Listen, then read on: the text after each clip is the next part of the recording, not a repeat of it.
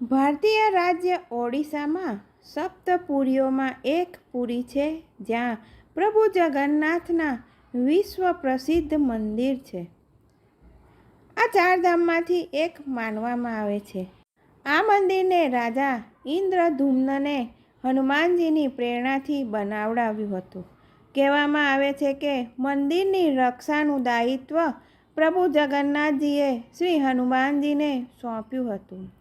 આ જ કારણ છે કે અહીંયા કણ કણમાં હનુમાનજીનો નિવાસ છે. હનુમાનજીને અહીંયા કેટલાય ચમત્કાર કરી બતાવ્યા છે.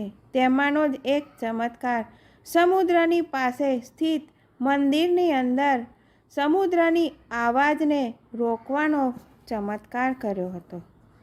આ મંદિરના ચારે દ્વારની સામે રામદૂત હનુમાનજીની ચોકી અર્થાત તેમનું મંદિર છે.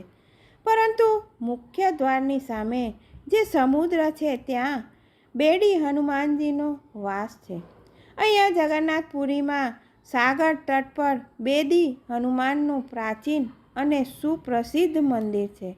ભક્ત લોક બેડીમાં જકડાયેલા હનુમાનજીના દર્શન કરવા માટે આવે છે. એકવાર નારદજી ભગવાન જગન્નાથને દર્શન કરવા માટે પહોંચે છે ત્યારે તેમનો સામનો હનુમાનજીની સામે થાય છે. હનુમાનજીને કહે છે કે આ વખતે તો પ્રભુ અત્યારે વિશ્રામ કરી રહ્યા છે, તમારે તેમની રાહ જોવી પડશે. નારદજી દ્વારની બહાર ઊભા રહે છે અને પ્રતીક્ષા કરે છે. કેટલાક સમય બાદ તેમણે મંદિરની દ્વારથી અંદરની તરફ જોઈ છે તો પ્રભુ જગન્નાથજી અને શ્રી લક્ષ્મી માતાની સાથે ઉદાસ બેઠા હતા. તેમણે પ્રભુને તેનું કારણ પૂછ્યું તો તેમણે કહ્યું કે સમુદ્રનો અવાજ આપણને વિશ્રામ નથી કરવા દેતા. નારદજીએ આ વાત બહાર જઈને હનુમાનજીને બતાવે છે. હનુમાનજી ક્રોધિત થઈને સમુદ્રને કહે છે કે તમે અહીંયાથી દૂર જઈને પોતાની અવાજ રોકી લો. મારા સ્વામીને તમારા અવાજને કારણે વિશ્રામ નથી કરી શકતા.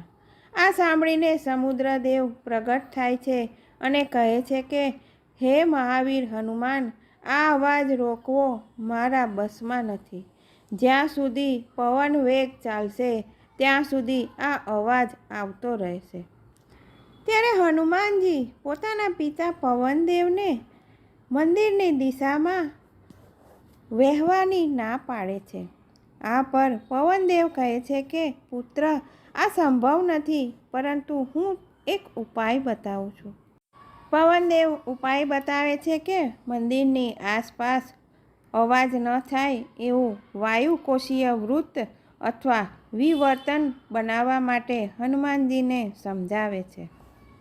ત્યારે હનુમાનજી પોતાની શક્તિથી પોતે જ 2 ભાગમાં વિભાજિત થઈને પછી વાયુથી પણ તેજ ગતિએ મંદિરની આસપાસ ચક્કર લગાવે છે. આનાથી વાયુનું એવું ચક્ર બને છે કે સમુદ્રની ધ્વનિ મંદિરની અંદર આવતી નથી, આસપાસ જ ફર્યા કરે છે અને મંદિરમાં શ્રી જગન્નાથજી આરામથી પોતે સૂઈ શકે છે. આ જ કારણ છે કે ત્યારથી મંદિરના સિંહદ્વારમાં પહેલો પગ મૂકતા જ મંદિરની અંદરથી તમને સાગરનો અવાજ નહીં આવે અને મંદિરનો બહાર એક કદમ પાર કરો તો તરત જ તમને સમુદ્રનો અવાજ આવશે. આ અવાજ સંધ્યા સમયે તમને સ્પષ્ટ રૂપે અનુભવ કરી શકાશે. આ રીતે મંદિરની બહાર સ્વર્ગદ્વાર છે જ્યાં મોક્ષ પ્રાપ્તિ માટે શબ લાવવામાં આવે છે, પરંતુ જ્યારે તમે મંદિરની બહાર નીકળશો ત્યારે તમને લાશો સળગાવવાની બિલકુલ ગંધ પણ મહેસૂસ નહીં થાય.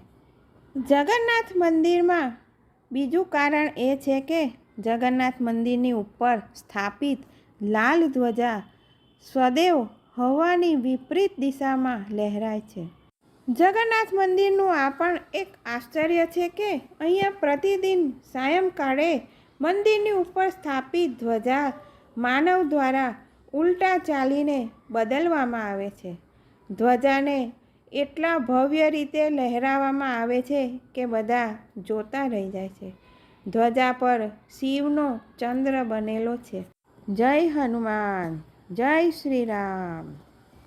જય શ્રી કૃષ્ણ મિત્રો. ફરી મળીશું આવી અવનવી રસપ્રદ નવીનતમ અને રહસ્યમય વાતો સાથે.